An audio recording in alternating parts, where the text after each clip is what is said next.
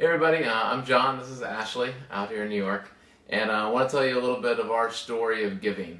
Both Ashley and I were lucky enough to grow up in the church, and so our whole lives we've been giving something to the church.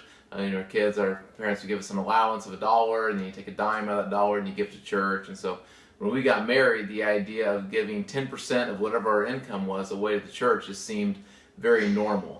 But then we had some kind of cool experiences early in our marriage where we got to go to Mexico a couple years in a row and build some homes for some great families. Then we got to take a trip to Guatemala and just got to meet a little bit how the rest of the world lives.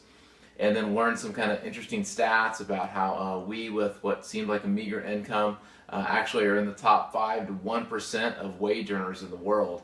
And as that just started making us ask some questions about, why is it that we have been given so much? Why is it that we are so lucky? Is it so that we can just have more and more and more, nicer, nicer, nicer? Or is it so that we can take some of what we have and be able to bless other people? And then we took a trip to Guatemala a couple years after that, and then that trip really kind of pushed our giving even to another level. And so Ashley will tell that story. So yeah, that trip to Guatemala was really instrumental in our outlook on how we handle our resources and our finances.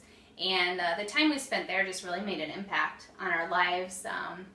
In particular, the children just really resonated with me. And I remember I had this moment as we were leaving the village and I saw these kids lined up and they were waving goodbye.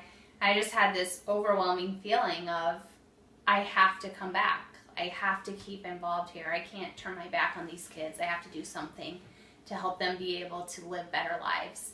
So that started out as just, speaking up for them at my local church back in New York and just really sharing with other people the importance of getting involved and helping those in need.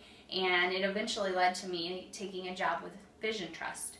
And the job has been amazing, but what we've been able to do personally as a family has also been super important to me. We started sponsoring a little girl named Esperanza after our first trip, and I actually didn't even meet her on the trip and have a special moment or anything. We just decided to choose a child that was needing a sponsor, and over the last few years, I've gotten to know her and her family. I held her baby sister right after she was born, and one of the really neat things is that I get to send resources and support to the amazing men and women that have become my friends there that run the program and help them be able to not only bless Esperanza, but hundreds of other kids in the program. So we have a lot of steps to go. There are still moments where we don't necessarily make the selfless choice, but it's something we're growing in, and I'm excited to see where the Lord will lead us.